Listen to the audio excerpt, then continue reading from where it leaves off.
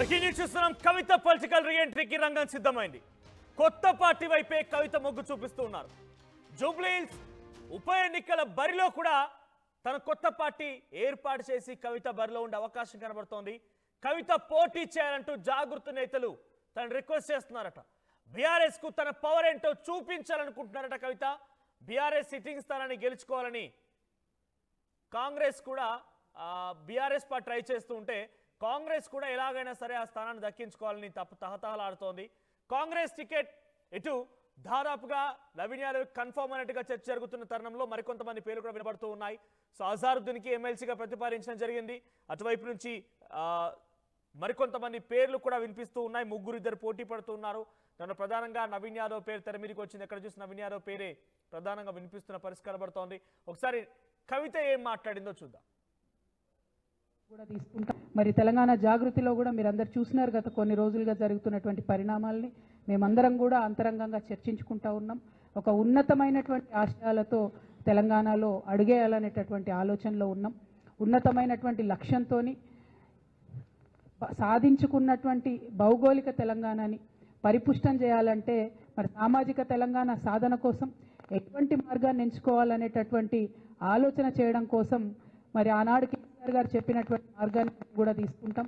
తెలంగాణ సాధన కోసం నేను బొంత పురుగునైనా ముద్దు పెట్టుకుంటాను కేసీఆర్ గారు చెప్పారు. మేము లెఫ్ట్ టు రైట్ ప్రతి ఒక్కరిని కలుస్తాం, మేధావులందరినీ కలుస్తాం, కవులు రచయితలందరినీ కలుస్తాం, వారి యొక్క ఒపీనియన్స్ తీసుకుంటాం. తెలంగాణలో కేసీఆర్ గారి హయాంలో జరిగినటువంటి మంచినంతటి కూడా మనం ఇంకా ఎట్లా తీసుకొని వెళ్ళగలుగుతాం, ఇంకా పరిపుష్టంగా ఎట్లా చేయగలుగుతాం, ఆనాడు చేయకుండా మిగిలిపోయినటువంటి కొన్ని పనులు ఎట్లా ఉన్నాయి, మళ్ళీ మూడోసారి ఇచ్చుంటే కేసీఆర్ గారు తప్పకుండా సామాజిక తెలంగాణ సాధనలో బలీయంగా కృషి చేసేవారని నేను నమ్ముతున్నాను. వారు అన్ఫార్చునేట్లీ అవకాశం రాలేదు. కాబట్టి తెలంగాణ జాగృతి ఆ ఎజెండాను ముందుకు తీసుకుని వెళ్తుందని కూడా ఈ సందర్భంగా తెలియజేస్తూ రైట్ కవిత మాట్లాడుతున్న మాటలు ఇవి. సో పార్టీ గురించి ఆలోచన చేస్తున్నాను అన్నట్టు కూడా తను మాట్లాడుకొచ్చారు. సో తెలంగాణ సంస్కృతి సాంప్రదాయాలని కాపాడదాం, అంతా కూడా ముందుకు కలిసికట్టుగా వెళ్దాం, తెలంగాణ ఆశయాల కోసం మనం పనిచేద్దాం అన్నట్టుగా తను మాట్లాడుతూనే తను జాగృతి నేతల నుంచి కూడా పెద్ద ఎత్తున డిమాండ్స్ వస్తున్నాయట. తను డైరెక్ట్గా జూబ్లీహిల్స్ ఉప ఎన్నికలో పోటీ చేయాలని చెప్పి జాగృతి నేతలంతా కూడా పట్టుబడుతున్నారు. అయితే జూబ్లీహిల్స్ నియోజకవర్గానికి సంబంధించి ఉప ఎన్నికల్లో తాను సైతం బరిలో ఉంటున్నాను, టికెట్ ఆశిస్తున్నాను అని చెప్పి నవీన్ యాదవ్ మాట్లాడుకొచ్చారు ఆర్టీవీతో. నవీన్ యాదవ్ ఏం మాట్లాడారో చూద్దాం. ప్రస్తుతం హాట్ టాపిక్, దాని గురించి ఏమైనా కోరుకున్నారా ఏంటి? కోరుకుంటాం కదా, కోరుకోకుండా ఉంటారా?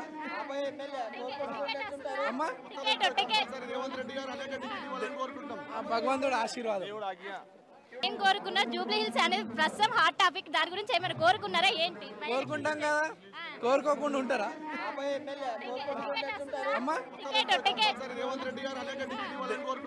భగవంతుడు ఆశీర్వాదం.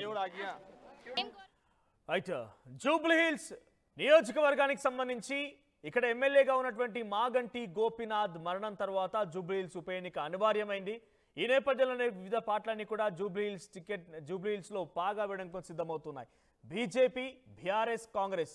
సో ఇక్కడ ఆల్రెడీ సిట్టింగ్ స్థానాన్ని కైవసం చేసుకోవడం కోసం బీఆర్ఎస్ తహతహలాడుతుంటే ఈసారి ఎలాగైనా అధికార పార్టీలో ఉన్నాం కాబట్టి గెలిచి తీరాలని కాంగ్రెస్ పార్టీ అనుకుంటోంది.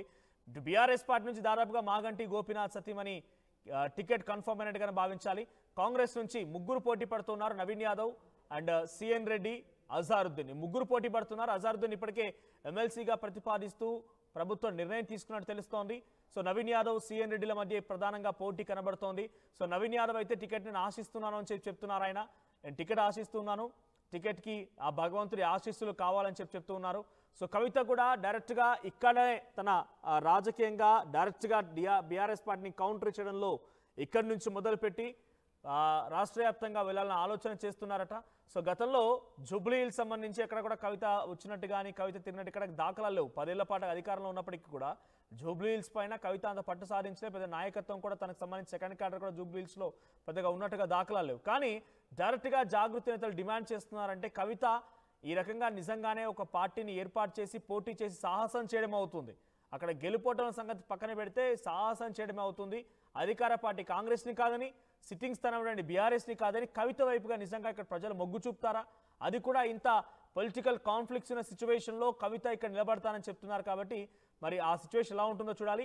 సో జూబ్లీ హిల్స్లో కవిత బరిలో ఉండాలని చెప్పి జాగృతి నేతలు డిమాండ్ చేస్తున్నారట. కొత్తగా పార్టీ కూడా ఏర్పాటు చేస్తానని చెప్పింది తను. సో ఈ నేపథ్యంలో పార్టీ ఏర్పాటు చేసి జూబ్లీ హిల్స్ బరిలో ఉంటే ఎటువంటి సిచ్యువేషన్ ఉంటుందో చూడాలి. సో జూబ్లీ హిల్స్ ఉప ఎన్నికలో మీ సపోర్ట్ ఎవరికి? BRS, Congress and BJP. So మీ అభిప్రాయం ఏంటో కామెంట్ చేయండి. సేమ్ టైం అధికార కాంగ్రెస్ పార్టీ నుంచి నవీన్ యాదవ్ అండ్ సిఎన్ రెడ్డి కూడా పోటీ పడుతున్నారు. సో వీరిలో మీ సపోర్ట్ ఎవరికి? ఎవరికి టికెట్ వస్తే ఇక్కడ గెలిచే అవకాశం ఉందో కూడా కామెంట్ చేసే ప్రయత్నం చేయండి. ఒకసారి మళ్ళీ కవిత ఏం మాట్లాడారో చూద్దాం. మరి తెలంగాణ జాగృతిలో కూడా మీరు అందరు చూసినారు గత కొన్ని రోజులుగా జరుగుతున్నటువంటి పరిణామాలని. మేమందరం కూడా అంతరంగంగా చర్చించుకుంటా ఉన్నాం. ఒక ఉన్నతమైనటువంటి ఆశయాలతో తెలంగాణలో అడుగేయాలనేటటువంటి ఆలోచనలో ఉన్నాం. ఉన్నతమైనటువంటి లక్ష్యంతో సాధించుకున్నటువంటి భౌగోళిక తెలంగాణని పరిపుష్టం చేయాలంటే మరి సామాజిక తెలంగాణ సాధన కోసం ఎటువంటి మార్గాన్ని ఎంచుకోవాలనేటటువంటి ఆలోచన చేయడం కోసం మరి ఆనాడు కేసీఆర్ గారు చెప్పినటువంటి మార్గాన్ని కూడా తీసుకుంటాం. తెలంగాణ సాధన కోసం నేను బొంత పురుగునైనా ముద్దు పెట్టుకుంటాను కేసీఆర్ గారు చెప్పారు. మేము లెఫ్ట్ టు రైట్ ప్రతి ఒక్కరిని కలుస్తాం, మేధావులందరినీ కలుస్తాం, కవులు రచయితలందరినీ కలుస్తాం, వారి యొక్క ఒపీనియన్స్ తీసుకుంటాం.